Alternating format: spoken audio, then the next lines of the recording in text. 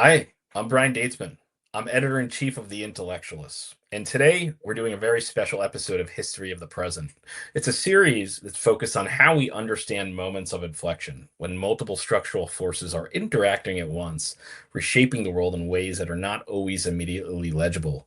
Today, these forces include artificial intelligence, climate change, inequality, technological acceleration, and political instability. And part of what makes this series is trying to do is bring in voices that help us step back to place what is happening now in sort of a longer historical and structural arc so that we can better understand not just events, but the conditions that produce them. That's really the core of history of the present with Lincoln Square. Often, the present only becomes legible once you understand the structures that actually produced it.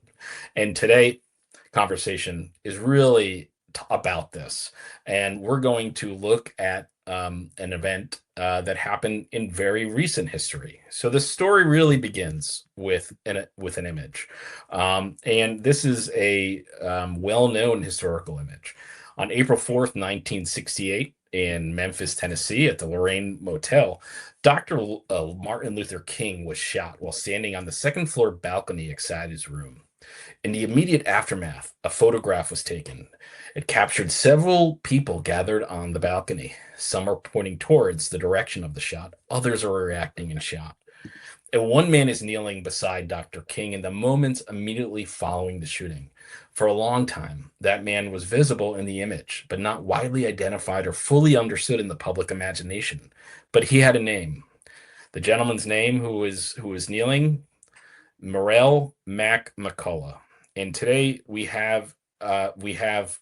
McCollough's daughter, Leta, here with us today to discuss her book, which is called The Kneeling Man. Leta is the author of The Kneeling Man. She is a National Endowment for Arts Creative Writing Fellow. Her work has appeared in publications like The Atlantic, New York Times, Washington Post, and Oprah Magazine. Before turning to writing, she worked as a litigator. She holds a BA from Northwestern and a JD from GW Law School. She's also the manager of the low residency MFA in creative writing at the University of Nevada, Reno. And we're very glad to have her here today. According to the Kneeling Man, Mac McCullough, Lita's father was a young Memphis police officer at the time of Dr. King's shooting. As the book presents it, he was also operating in undercover capacity in connection with a local black activist group known as the Invaders. When shots were fired, he moved towards Dr. King, knelt beside him, and attempted to render aid in moments immediately following the shooting. Those elements, his presence at the scene and his movement toward King and his attempt to assist, are part of the documented account presented in this book. Lita, what was it like? And I'm so happy to have you here today to discuss this book. What was it like writing about your father? Well, first of all, thank you for having me, Brian. It's a real honor to have this conversation.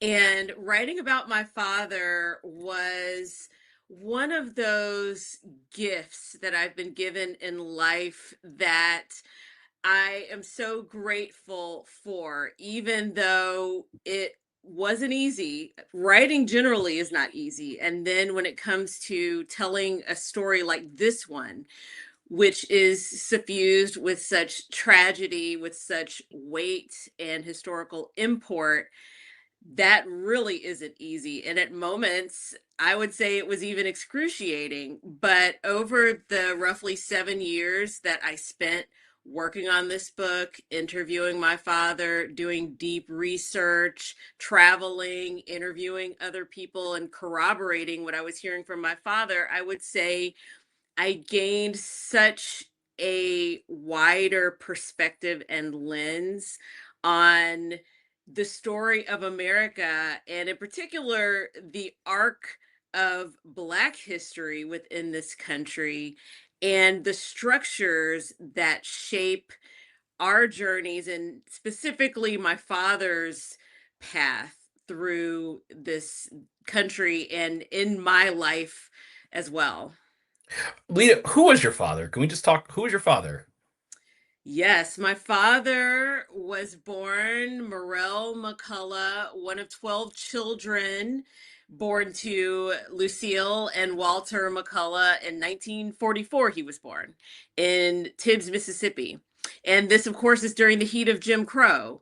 And his mother and father farmed rented land. They lived in a house that was built on that land, and they were poor, but they were plunged into further poverty, the family was, when Lucille suddenly died when my father was a small child, around the age of 5 or so.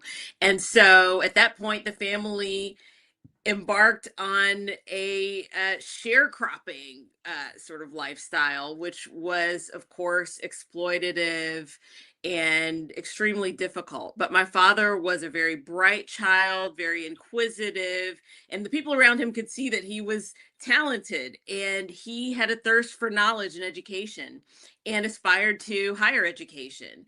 And it became clear to him that the only path to higher education was going to be through the GI Bill. And so he wound up enlisting in the Army, began in 1964, took this entrance exam and was placed in military police school, went through that and served for 3 years, was honorably discharged in 1967. And rather than going back to Mississippi, he decided to seek out more opportunities. And so he went to Memphis, Tennessee, where he had a couple of relatives as well. And thus began this path that led to the balcony of the Lorraine Motel, really, months later. Lita, when you said your father was poor, can you contextualize that for the audience? What does poor mean in the context of being a black family in Mississippi, 1940s, being a sharecropper? What is that really? How would you translate the level of poverty that your father was born into as a boy? That's a great question, because I think it's difficult for people, particularly in this day and age, particularly in the United States, to really conceive of these kinds of conditions, which people might associate with other countries. But this was very much something that people were experiencing in the United States and still are. But just to put it into context, they did not have indoor plumbing, they Uh, had no running water. How far were your father's parents from slavery? Well, that was one of those things that wasn't really talked about that much, which is something I experienced as well with my grandparents. They didn't really talk about, oh, great granddad, was enslaved or that kind of thing. But looking at it, I mean, I would think probably 2 generations. Yeah. Thinking about that, just, my father was born in 44. His father was born in the early 20th century. So then probably his father's grandfather, I would imagine, may well have been enslaved. And you talk about the 40s and the 50s, Jim Crow South. There's obviously systemic racism today. It's awful. When the time when your father was growing up, what do you think it would have been like for a young black man in 1940s, 1950s Mississippi who wanted to better themselves? What kind of barriers would they have faced? The barriers would have been immense. And at the same time, I think there was a normalization that happened, which we experience today. We have all kinds of structural barriers around us, but it all sort of seems normalized, and this is the way the world is. And I really feel that that is the way that he saw the world as well. Growing up in the 40s and 50s in Mississippi, everything was completely segregated, and he talks about that. The doctor's office was segregated, the funeral homes were segregated. When you went shopping, there were places where black people and white people would shop, but the black people could not use the fitting rooms. If black people were standing in line and a white person approached, the white person went in front of the black people. But that was just the way it was. And so my father, as a bright and ambitious young man, was looking at what he wanted to achieve and what were the realistic ways to get there. And so he wasn't so much concerned with changing the way things were, but navigating to get to an endpoint, which for him was higher education. And there were ways to get there, but the ways were pretty much circumscribed by these systems. And so the paths were narrow. Let's move to Memphis. So your father, he's in Memphis. Memphis has a very I was taking notes. Memphis has almost a character. Why is Memphis, particularly relating to Dr. King, your personal history, your father's history? What is the history of race in Memphis, and why is it so pertinent to this discussion? Whew, that's a big question.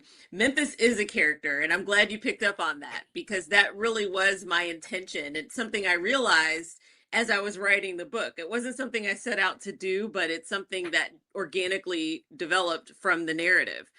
And race in Memphis. It's interesting because I was scrolling through one of the online social media platforms and I saw a video from 1975 in Memphis talking about how downtown Memphis was dying. And what they weren't saying was a lot of this had to do with the assassination of Dr. King. And I talk about this in the book, how the assassination became a wound that Memphis never quite healed from. But in this reel that I was watching, they interviewed people on the street to find out from them what their perspective was on downtown, what did they think about it, and sort of what were their feelings about it. And so they interviewed sort of a cross section of people, no, mostly white people. I noted that this is 1975. Things hadn't changed all that much. And one of the people who was interviewed was an older woman, a white woman. And she said, and this was for the news, mind you, and sponsored by Union Planters Bank in Memphis. She said she didn't go downtown, I'm paraphrasing, because there were too many colored people down there. And let's continue with that, right? So your father grew up in an environment that racism was just entrenched in your face, and he had to navigate that to survive professionally. Let's get to Memphis. What's going on in Memphis? How did your father get involved? How did your father get, and is it possible? Let's see if we can get the photo up of the balcony of with the kneeling man. How how did your father get here? How did this scene happen? Can you talk about this?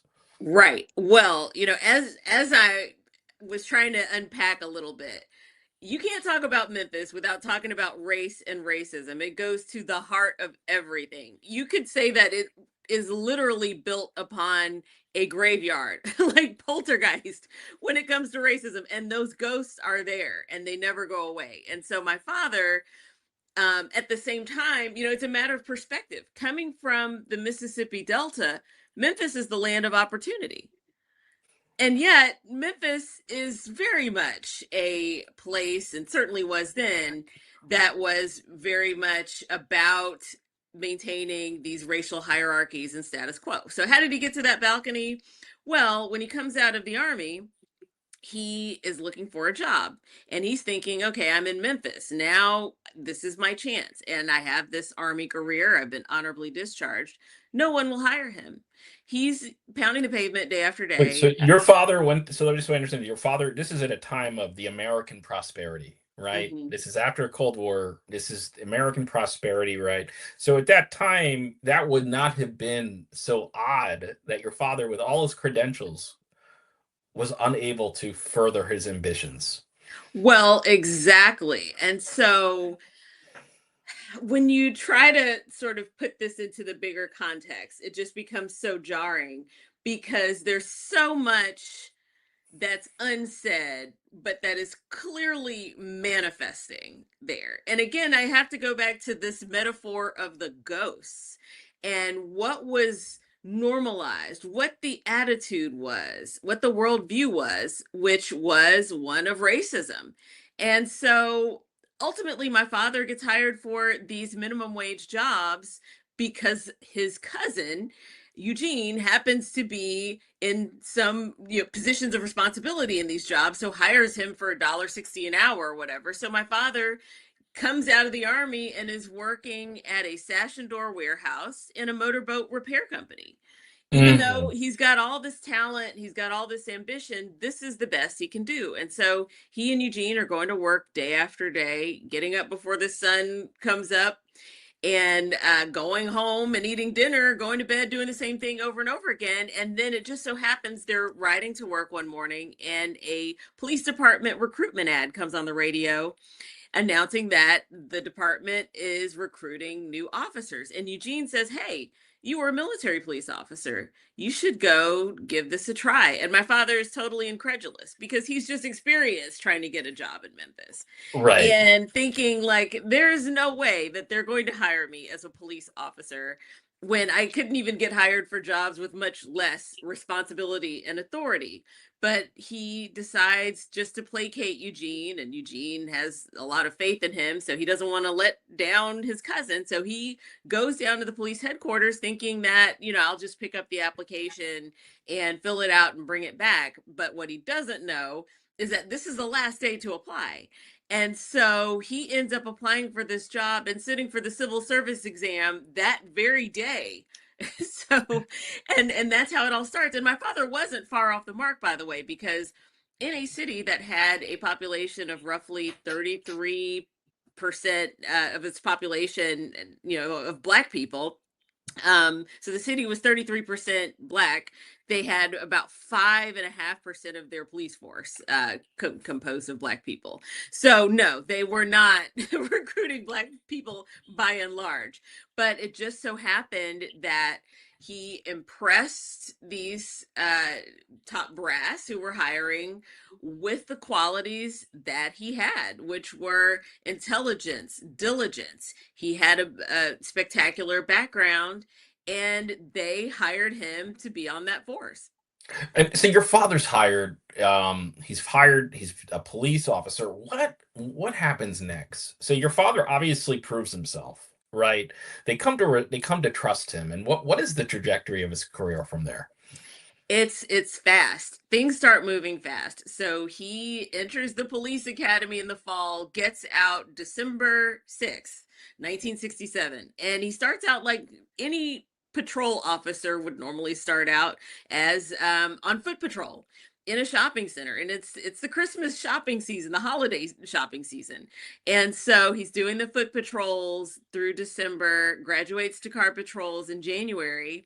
And then February 1968 comes around, and a historic sanitation strike begins in Memphis, Tennessee, where the roughly 1,300 sanitation workers, who are almost entirely a Black workforce, decide that they're not going to take the dehumanizing treatment, the poverty wages, and just the disrespect that they've been enduring any longer. And so they walk off the job. And then this is when things quickly ramp up. Now, mind you, my father's been on the force for a matter of weeks. But what happens is the city is forced to hire scab workers because they won't work with the sanitation strikers. So they hire these scabs. And immediately there is a concern in law enforcement that the strikers and their supporters might try to interfere with the collection of the garbage by the scabs. So all the patrol officers are assigned to an extra shift to escort the garbage trucks, to guard the landfills. My father becomes a part of that. And he's guarding a landfill one day when he's called into the assistant police chief's office to meet with the chief and some officers from the department's intelligence bureau.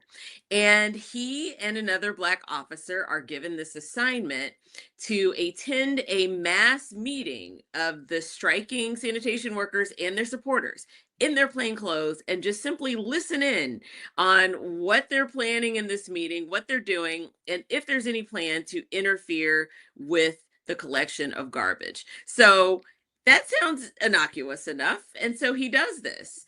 And he's able to do this successfully. His partner, who went in with him, is eventually outed, but my father is not. And so that's when the job starts to ramp up and the responsibilities increase. And so my father's asked if he can get to know this activist group called the Invaders, who law enforcement is concerned might try to radicalize the strike supporters. And so my father does this, gets to know them, and does such a good job in such a short period of time that he's almost immediately named their Minister of Transportation. And I mean, this is in part because he's one of the only ones who has a car, but he's driving around these guys and listening in on what they're doing. And it is mostly guys, by the way. There are a couple of women, but he's listening in on what they're doing and reporting back to law enforcement. And he's reporting back the truth of what he's encountering, which is that these are not dangerous people. They engage in some of the radical quote unquote talk about Chairman Mao and all of these things, but they're not planning on any kind of social unrest or anything like that. And so it is in this role of the Minister of Transportation doing the driving that leads him to the Lorraine Motel on April 4th.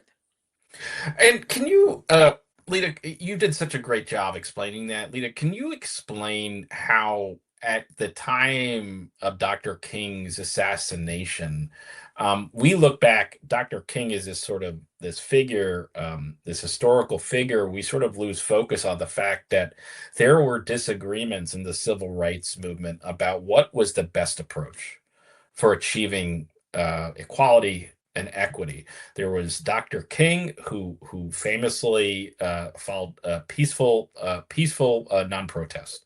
There were others like Malcolm X, who took a more of a strident approach. And at the time, why do you think? What do you think was going on? What do you think white people were thinking when they saw what was happening? Um, this sort of backlash against sort of hundreds of years of oppression finally finding a voice. What do you think was driving some of those fears? Yeah, by and large, white people didn't like it. They did not like the pushback. Um, and I think, well, I know that Dr. King was deeply unpopular. Yeah. And it's interesting because these days, I mean, I grew up, my generation, our generation, Brian, I mean, Dr. King is very much a lauded figure who has a national holiday. But back in the 60s, when my dad was sort of in the ambit of what was going on, Dr. King was deeply unpopular. And in fact, I discovered when I was reviewing some of the testimony in the congressional hearings about the assassination of Dr. King, the House Select Committee on Assassinations, there was a celebration when Dr. King was assassinated, even among certain FBI agents. So that gives you a picture. And the reason is because Dr. King and other activists across the spectrum were disruptors in a very real sense, not in this sort of tech world sense, but they were quite literally Yeah. disrupting the status quo. And that made people deeply uncomfortable and angry, and it made them lash out. Was your father, and so your father was a contemporary of these other men that he was working with. How did the politics of the time of, I just want to get into this. How did the politics, before we go to the shooting, how did the politics at the time affect your father? Well, I think the politics of the time were quite simply just part of the landscape that he had to navigate. And so, again, it's sort of like how we're living now, where we have a lot of big things happening around us, but day to day, we have things that we have to do. We have to pay our bills, we have to keep our lights on, a roof over our heads. We have certain ethics, that most of us try to maintain, but we're navigating the politics. We may feel a certain way about what's happening, even in the institutions that we're a part of or that we interact with. But beyond that, we're trying to make it day to day. And I feel that my father was like that as well. And so he was a man under a lot of pressure. My understanding was that he was a man who understood he was under a lot of constraint. And sort of going with that, how do we then connect this to what happened on April 4th at the Lorraine Motel in Memphis with Dr. King? And if we can show the front cover of Alita's book, because this really, I think now we're going to tie this all together. Can we talk about this scene here? Because this really connects to where we just were. What's going on here? And this is just so we can say the kneeling man. This is Lita's book about her father, and you can find this in any bookstore. Is that correct, Alita? That's right. Anywhere books are sold.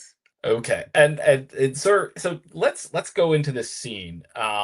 Let's go into this scene right here. What are we seeing right here? What's going on the front cover of your book? And tie this back to your father if we can.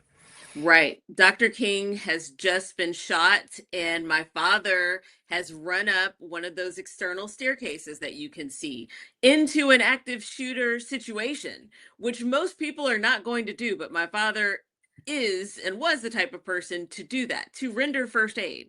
That was why he ran up on that staircase. And so he got up to the second floor balcony that we can see. He dropped down to an army crawl, crawled over to Dr. King.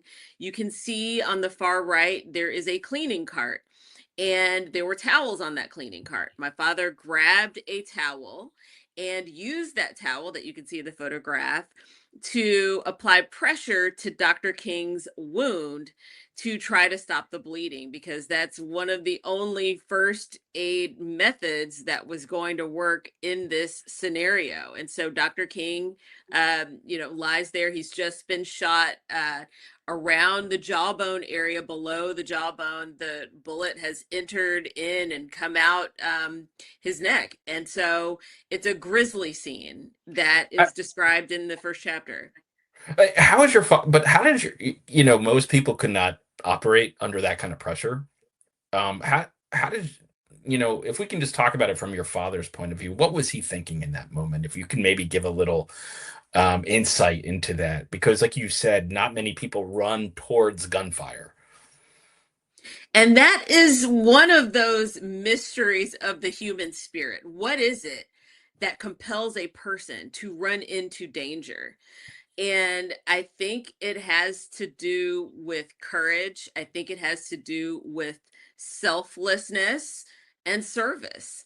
There are first responders out there, and my father was one in this situation, who are going to run into danger because they see someone who needs help and they are equipped to provide some help. And so, in a sense, it's something automatic, I think, or instinctual, but it's also, I mean, there's obviously cognition there, because my father is taking very reasonable steps to try to help in this situation. And so I think my father is thinking, on one hand, Dr. King has been shot, but also a human being has just been shot right in front of me, and someone's got to do something. And I can do something, and I'm going to do something. And what was the immediate aftermath? So part of getting prepared for our conversation was this in this sort of sense that there are all these different parties who are surveilling Dr. King, right, at the same time, but then there's no coherent narrative and to what happens. And not to get conspiratorial, but I really want to get into this because Dr. King really is such an important part of American history. In your opinion, what do you think may have happened that day? Well, I really do try to stick with the documented facts, because, and then of course we can draw certain reasonable inferences. We know that Dr. King was deeply unpopular among white Americans, and in particular among law enforcement and US government officials. And we know that for a fact, right? We know that We for a know that fact. he was unpopular, and we know that J. Edgar Hoover, who was the head of the FBI, targeted Dr. King and said at one point, and I'm paraphrasing, we must mark him now as the most dangerous Negro alive, or something to that effect. And again, I'm paraphrasing, but he said that or indicated that. So we know that Dr. King was targeted and that the government was trying to prevent the quote unquote rise of a Black Messiah. So that's part of the context. The other part of the context is Dr. King was targeted by certain white supremacist organizations that were non governmental. And there were groups like the Dixie Mafia and people like that who may have had a bounty on Dr. King, so to speak.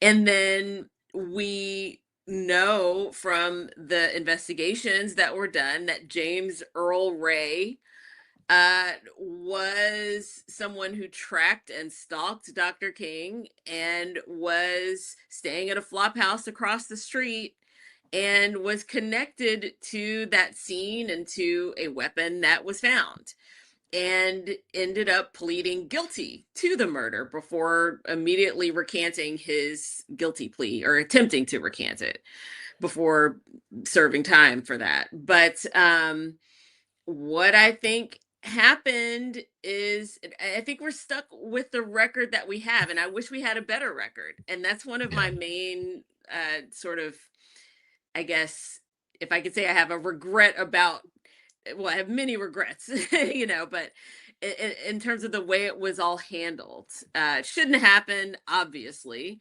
And the fact that Dr. King was, was placed in this dangerous predicament, and that this happened, and the way that the subsequent investigation was happened, I just think it left us with a very incomplete record.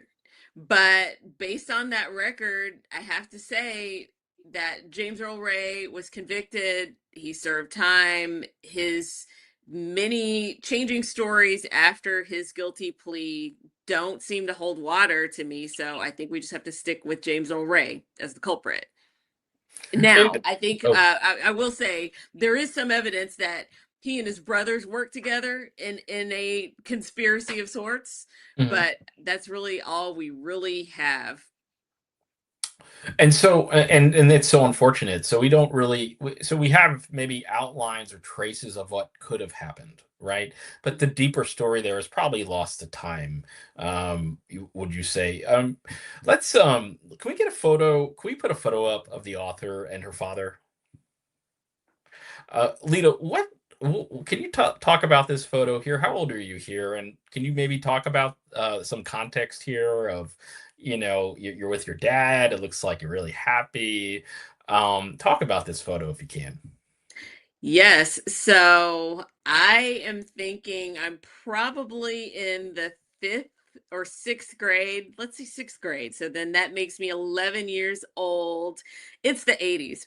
As you can see by the Esprit Yeah. shirt, you can see a Swatch watch there if you look closely. And so this is during one of my dad's visits with my little brother and me. At the time, he was working overseas, and he was working for the Central Intelligence Agency, in fact, which I'm not sure if I knew that quite at this point. I might have. This might be before that.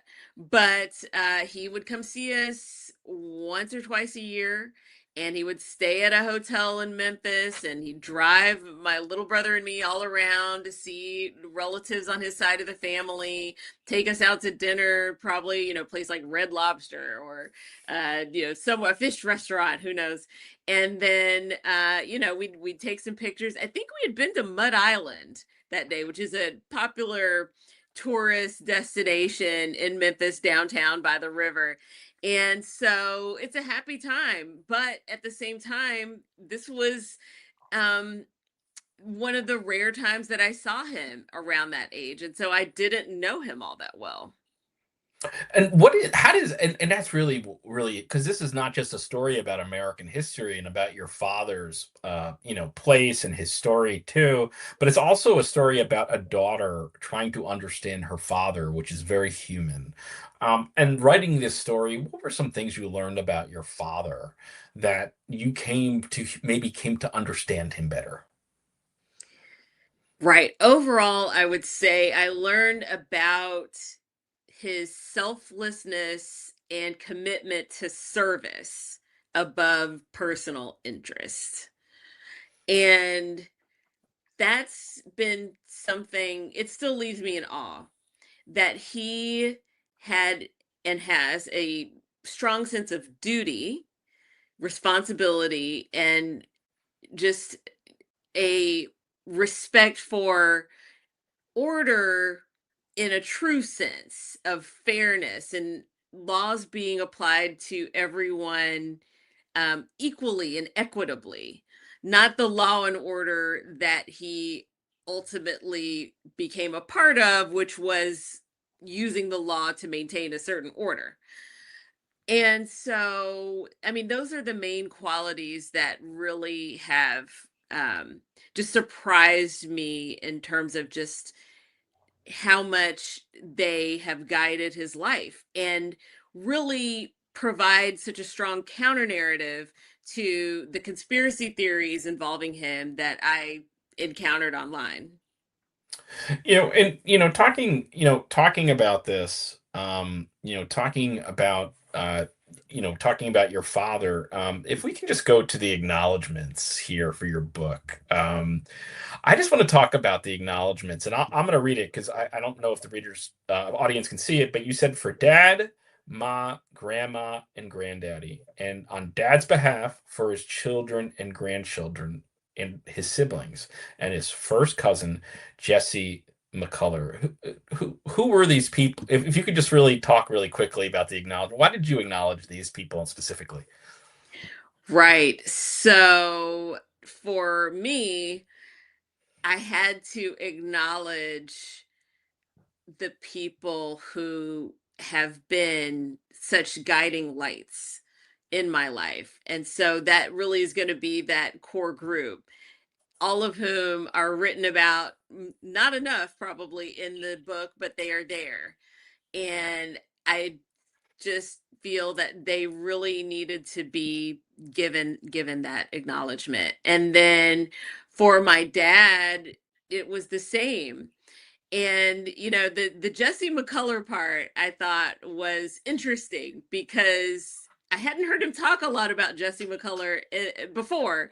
And still it's sort of like one of my dad's sort of mysterious senses of duty. I mean, he's very much devoted to family, legacy, heritage. And so he felt strongly that these people in particular needed to be honored and acknowledged. And as we talk about the kneeling man, we talk about Dr. King, we talk about your father. Um, what did the country lose when Dr. King was assassinated? So much more than I can really put into words, but the best I can do on that front is to say the country and the world lost a man of peace, so much potential, and really a peaceful avenue into the society that we should be. And that is tragic for so many reasons, but one of those reasons is that it, in the eyes of so many people, left activists and people who wanted to change things with this idea that if this is how a man of peace is treated, then perhaps that leaves us no alternative but a not so peaceful solution. And do you see a thorough line from the violence, the sort of white supremacist violence, the murder of Dr. King in 1968, and where we are today in American democracy, where the many of the racist ideas that animated the people who hated Dr. King are still there's still an audience. The lowest common denominator is still a main driver of politics, particularly unfortunately with the president of the United States today. Um, do you see the failures, the failure, the unwillingness to sort of accept sort of this peaceful transition to a multiracial democracy versus where we are now? Do you see, I guess, the connection between the kneeling man, the photo from the kneeling man, and where we are today? Most definitely. It is backlash. This is backlash against the gains of the civil rights movement, and we're still in it, and it's still violent. I heard someone the other day describe it as white reconstruction, which is interesting. And it's a lot to unpack, but I can see what's meant by that, because the original Reconstruction was really meant to build a more equitable country and society out of what was founded. And the backlash against the original Reconstruction was Jim Crow, which my father was born into. And so the pushback against that was the civil rights movement. And the backlash, part of the backlash against the civil rights movement, a major part of that backlash was the murder of Dr. King. And we are still in that backlash. Are you? Let me ask you. Are you hopeful? Do are you hopeful for the trajectory of United States? Um, are you hopeful today? And maybe if you're not so hopeful, would it possibly be because the failure to accept history? Right. Well, I'm always hopeful because I feel that you have to have hope as your fuel to carry on. If there's no hope, there's no reason to go on. And I always have hope. And I think that we can see day by day that the plans that have long been in place to cement inequities don't hold and are unraveling in various ways, principally the courts, but other ways as well. And I feel that even with so much ill will toward fellow Americans, there's so much goodwill. And even among all the sort of worst impulses of people in society, we're seeing some of the best impulses as well. And that gives me a lot of hope. So, how would you, Lita, what would you say to young people watching this, maybe, and young people who want to get involved, who maybe they see what's happening and they say, maybe I won't get involved. What would you say to young people to maybe encourage them to take an interest in civic life? Right. I would say that right now we are in an all hands on deck situation, and everyone has an opportunity to get involved in their own unique way. And I think my father's story is a story of someone who, in a very unique way, was able to do some good within institutions that didn't always mean him or his people well. And I feel that, for young people hearing this story, engaging with this narrative, I would love for them to examine who they intend to be in this society and in relation to the institutions that they are a part of. And what does it look like for them, where they are right now, to stand up for what they believe in and become that person they intend to be? Lita, that's an excellent message, and I really am glad. I really want to end this on a hopeful note. What are you working on now that people could, if they want to follow up, they want to, see what you're writing. What are you doing now so people, if they want to just follow up and check in, can do it? Right. Well, the main thing I'm doing right now is serving as director of the low residency Master of Fine Arts and Creative Writing program at the University of Nevada, Reno at Lake Tahoe. So I would love to speak with anyone who's interested in that. And people can email me directly at lseletsky, Seletzky, at unr.edu. And besides that, I am chronically online, and people can find me on Blue Sky, on Threads, on Instagram, principally. I'm on all the platforms.